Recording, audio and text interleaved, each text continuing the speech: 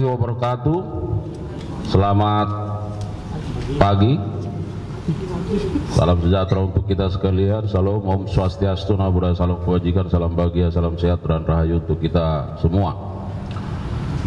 Pak Direktur Penyidikan pada Jampitsus yang saya hormati beserta jajaran dan jajaran Puspenkum yang saya hormati, dan teristimewa buat rekan-rekan media yang sudah hadir pada kesempatan yang baik ini. Rekan-rekan media, pada kesempatan ini Pak Direktur Penyidikan akan menyampaikan update atau perkembangan terkait dengan penanganan perkara suap dan atau gratifikasi dalam penanganan perkara di Pengadilan Negeri Jakarta Pusat. Ada hal yang menarik yang akan disampaikan pada saat ini terkait dengan perkembangan penanganan perkara dimaksud. Perlu saya sampaikan bahwa yang pertama, penyidik pada hari ini melakukan pemeriksaan setidaknya terhadap 12 orang saksi dari berbagai pihak, ya. Dan penyidik juga melakukan pemeriksaan terhadap 3 tersangka yang sudah ditetapkan sebelumnya. Dari berbagai keterangan yang diperoleh, ternyata ada hal yang harus disampaikan sehingga ada perkembangan penyidikan yang membuat penyidik membuat satu ketetapan atau sikap terhadap perkara ini. Yang kedua, bahwa penyidik juga melakukan penyitaan atas berbagai barang bukti yang diperoleh oleh penyidik sehingga sangat terkait dengan sikap dari penyidik tersebut dalam perkara ini. Ya, nanti akan disampaikan oleh Pak Direktur Penyidikan. Rekan-rekan media, sebelum Pak Direktur Penyidikan menyampaikan perkembangannya, perlu saya sampaikan bahwa ternyata di dalam penanganan perkara ini setidaknya ada 3 kelompok atau fungsi yang dilakukan oleh tim kuasa hukum. Ada yang berfungsi sebagai tim juridis, ada yang berfungsi dalam kaitan dengan social engineering, dan ada yang berfungsi dalam kaitan dengan non juridis. Nah, seperti apa nanti terkait dengan 3 fungsi ini yang juga pada akhirnya membuat sikap dari penyidik, tentu kita akan simak bersama, ya. Oleh karenanya, rekan-rekan media, terima kasih sekali lagi, dan kami persilakan kepada Pak Direktur Penyidikan untuk menyampaikan rilis perkembangan terkait dengan penanganan perkara ini. Kami persilakan. Terima kasih. Assalamualaikum warahmatullahi wabarakatuh. Waalaikumsalam warahmatullahi wabarakatuh. Selamat malam, salam bahagia dan salam sejahtera bagi kita semua. Yang saya hormati Bapak Kapus Penkum, para Kasubdit, teman-teman wartawan yang selalu setia mengikuti perkembangan perkara ini. Untuk itu, dalam kesempatan ini saya akan menyampaikan perkembangan penyidikan tindak pidana korupsi dan atau gratifikasi terkait penanganan perkara di Pengadilan Negeri Jakarta. Sebagaimana telah kami sampaikan kemarin, dugaan perkara korupsi, suap dan atau gratifikasi.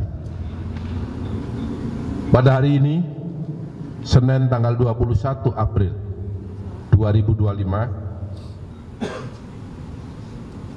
penanganan tindak pidana korupsi, suap dan atau gratifikasi terkait penanganan perkara di Pengadilan Negeri Jakarta Pusat berdasarkan surat perintah penyidikan nomor print 23 tanggal 11 April 2025. Dalam perkara aku, penyidik melakukan penyitaan di beberapa tempat yang pada siang tadi dilakukan penggeledahan.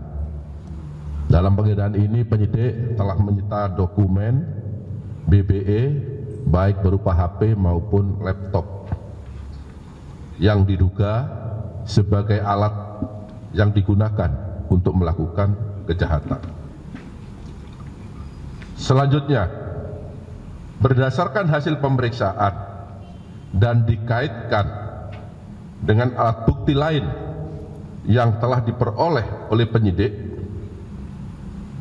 selama melakukan penyidikan pada hari ini terhadap beberapa saksi sebagaimana yang telah disampaikan Pak Kapus Penkum, penyidik pada Jaksa Agung Muda Tindak Pidana Khusus Kejaksaan Republik Indonesia mendapatkan alat bukti yang cukup untuk menetapkan 3 orang tersangka. Yang pertama, tersangka MS. Yang bersangkutan selaku advokat dengan surat penetapan tersangka nomor 21 tanggal 21 April 2025. Yang kedua, tersangka JS. Yang bersangkutan sebagai dosen dan advokat berdasarkan surat penetapan tersangka nomor 29 tanggal 21 April 2025. Yang ketiga, tersangka TB selaku Direktur Pemberitaan JEK TV berdasarkan surat penetapan tersangka nomor 30 tanggal 21 April 2025. Adapun hasil pemeriksaan terhadap para saksi dan para tersangka yang sebelum ditetapkan sebagai saksi, yang bersangkutan juga sebelum ditetapkan sebagai tersangka, yang bersangkutan terlebih dahulu diperiksa sebagai saksi, dapat diperoleh fakta-fakta sebagai berikut. Terdapat permufakatan jahat yang dilakukan oleh MS, JS bersama-sama dengan TB selaku Direktur Pemberitaan JEK TV untuk mencegah, merintangi atau menggagalkan secara langsung atau tidak langsung dalam penanganan perkara tindak pidana korupsi tata niaga komoditas timah di wilayah IUP di PT Pertamina Tbk dan tindak pidana korupsi dalam kegiatan importasi gula atas nama tersangka Tom Lembong, baik dalam penyidikan, penuntutan maupun pemeriksaan di pengadilan. Sementara berlangsung yang saat ini prosesnya sedang berlangsung di pengadilan dengan biaya sebesar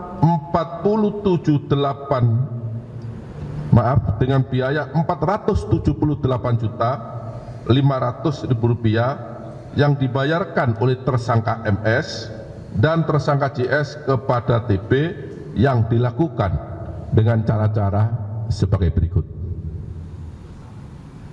Tersangka MS dan tersangka JS mengorder tersangka TB untuk membuat berita-berita negatif dan konten-konten negatif yang menyudutkan kejaksaan terkait dengan penanganan perkara akuo, baik ketika di penyidikan, penuntutan maupun di persidangan, dan tersangka TB mempublikasikannya di media sosial, media online, dan JEK TV News sehingga kejaksaan dinilai negatif dan telah merugikan hak-hak para tersangka atau terdakwa yang ditangani oleh tersangka MS dan tersangka JS selaku penasihat hukum tersangka atau terdakwa. Kemudian tersangka JS membuat narasi-narasi dan opini-opini positif bagi timnya, yaitu MS dan JS, kemudian membuat metodologi perhitungan kerugian keuangan negara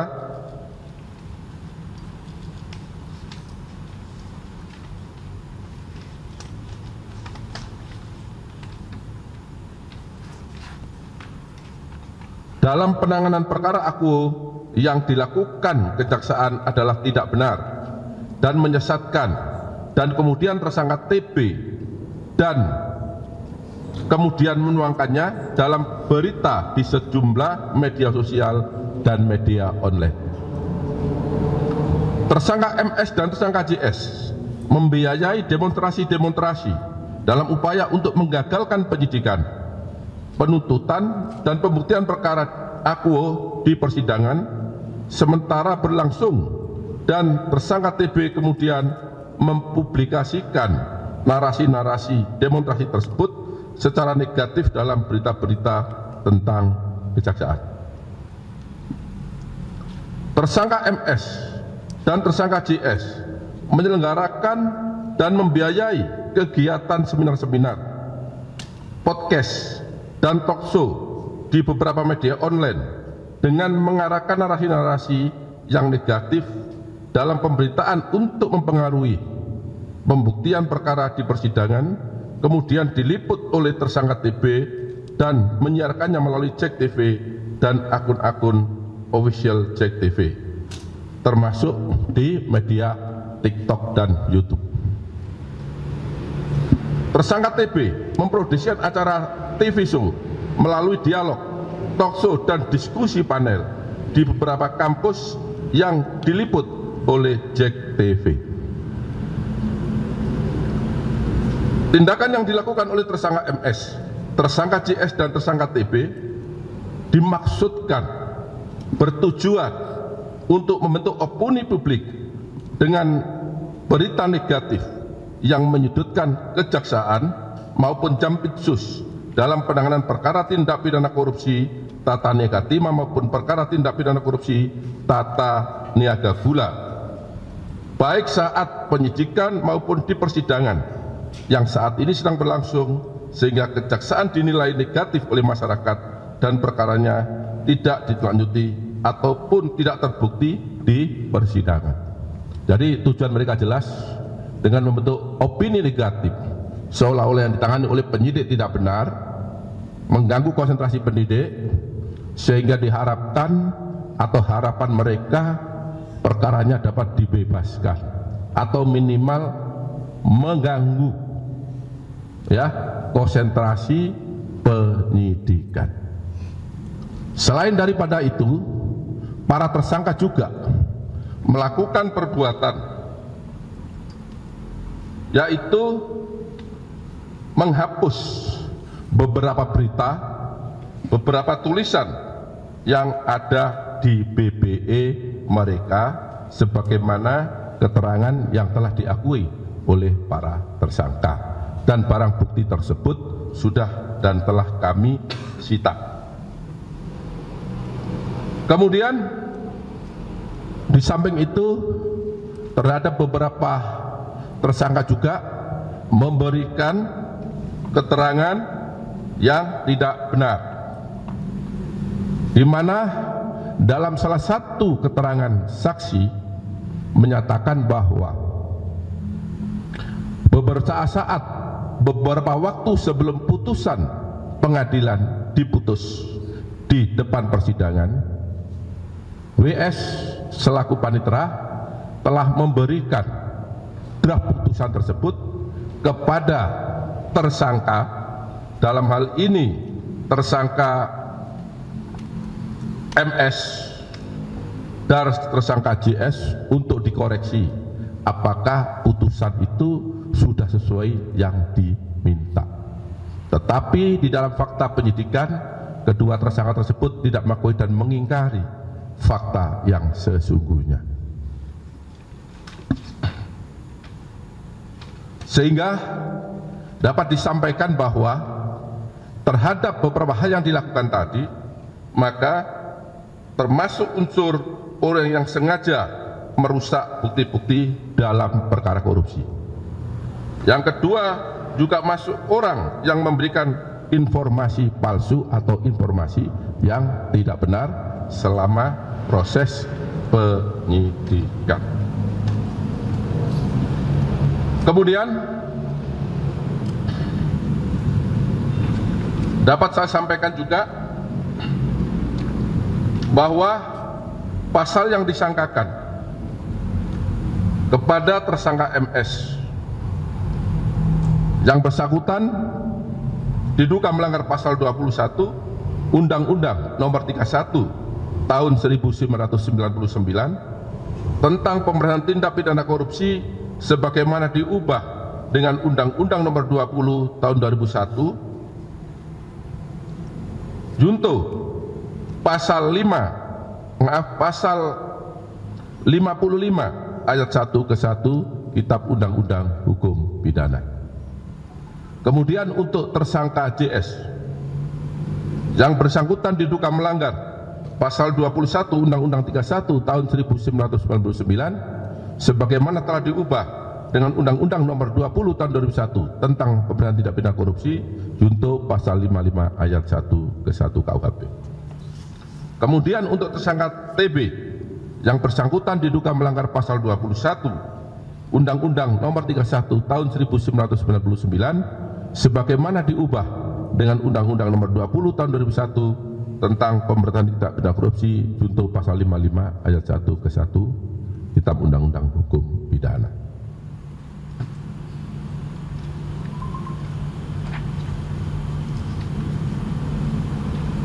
Terhadap kedua tersangka, yaitu tersangka JS, dilakukan penahanan 20 hari ke depan terhitung mulai hari ini di Rutan Salemba, Cabang Kejaksaan Agung. Begitu juga dengan tersangka TB, dilakukan penahanan 20 hari ke depan terhitung mulai hari ini di Rutan Salemba, Cabang Kejaksaan Agung.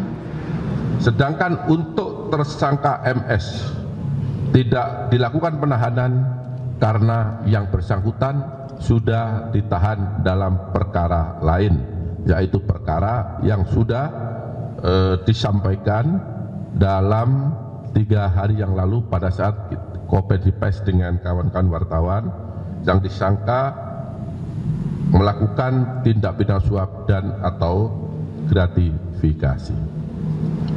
Demikian perkembangan penyidikan yang dapat saya sampaikan pada malam hari ini.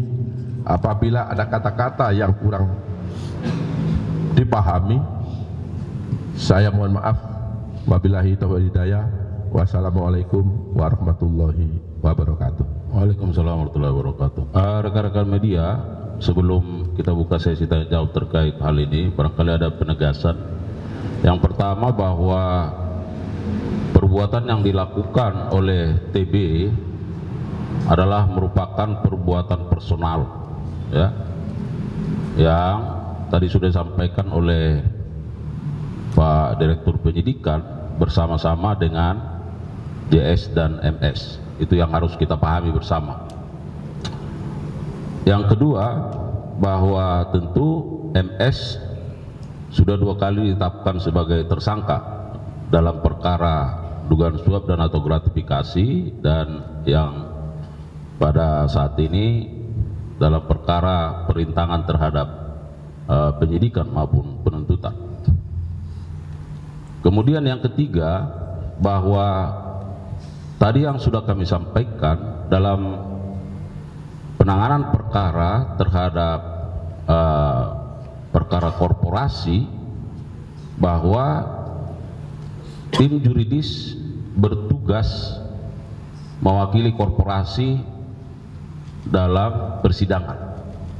Jadi yang melakukan penandatanganan terkait dengan proses persidangan itu dilakukan oleh tim juridis. Sedangkan tim social engineering bagaimana membentuk opini publik.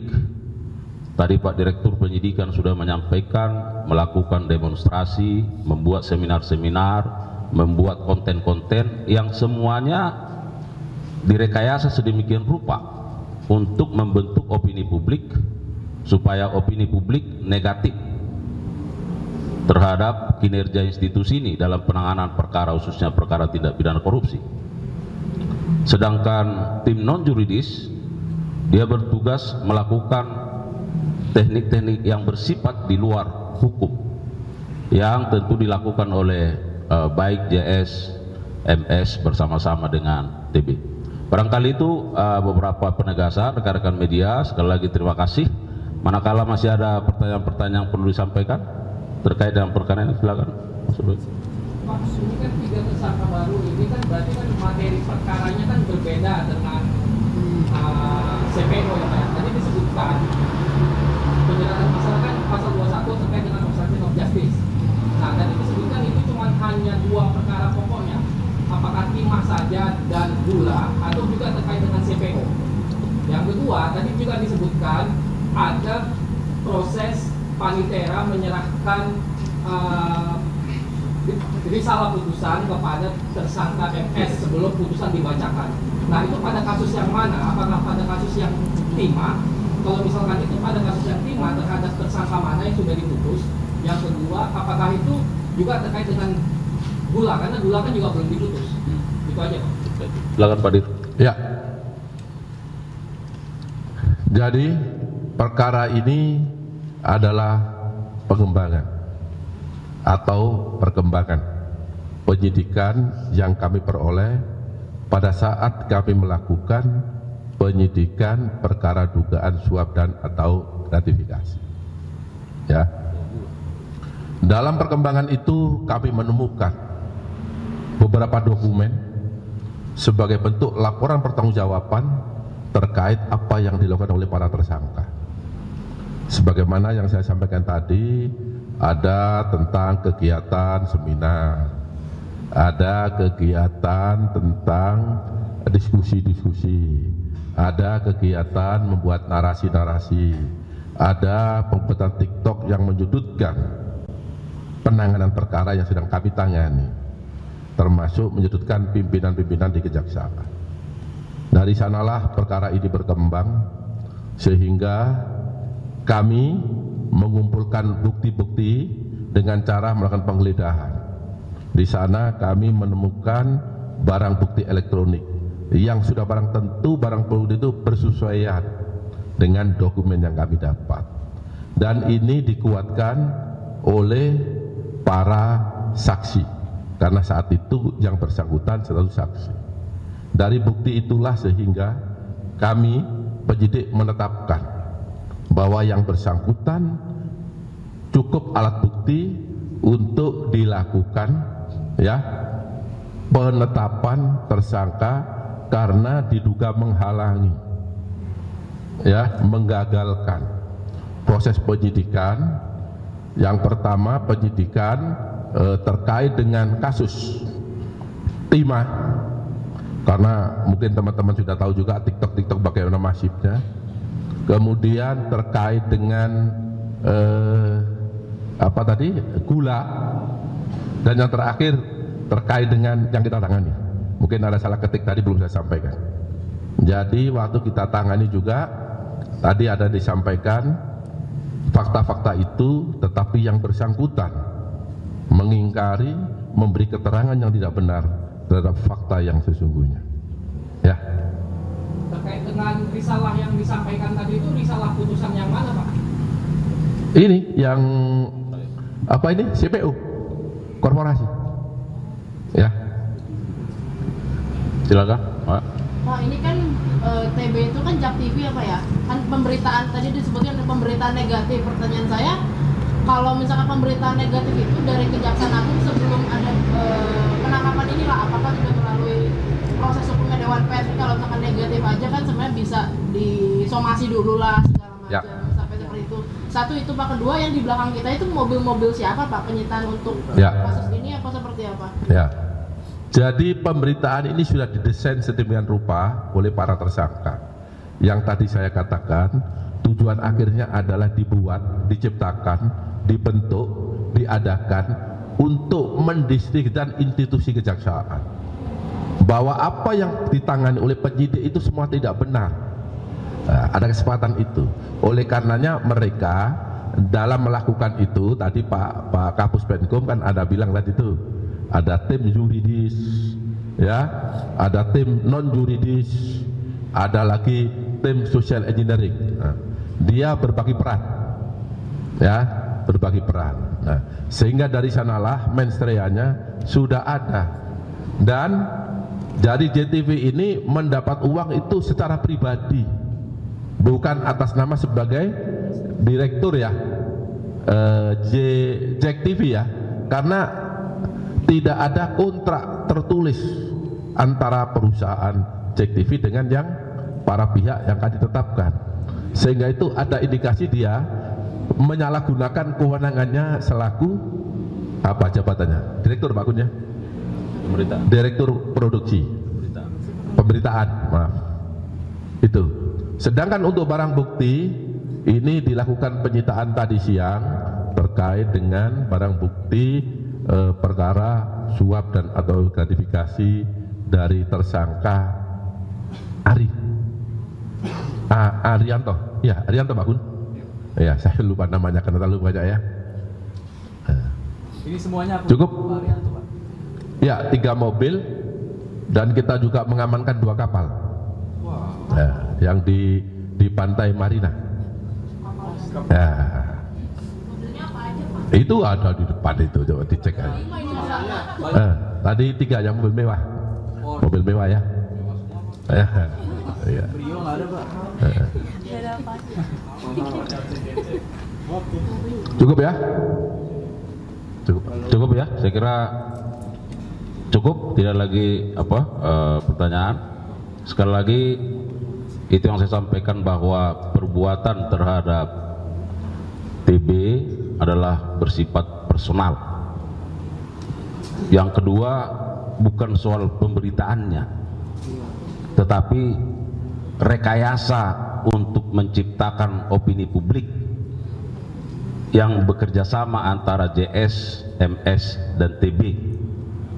Saya kira itu harus kita pahami bersama, ya. Supaya apa? Supaya penanganan tindak pidana korupsi yang dilakukan oleh institusi ini mendapat pelemahan-pelemahan, ya. Saya kira demikian. Terima kasih sekali lagi kepada rekan-rekan media yang sudah berlelah. Terima kasih untuk dukungannya yang terus terhadap institusi Adiaksa yang bergerak ke arah yang lebih baik. Demikian, billahi taufiq wal hidayah. Wassalamualaikum warahmatullahi wabarakatuh. Terima kasih ya. Tersangka di bawah nggak, Pak?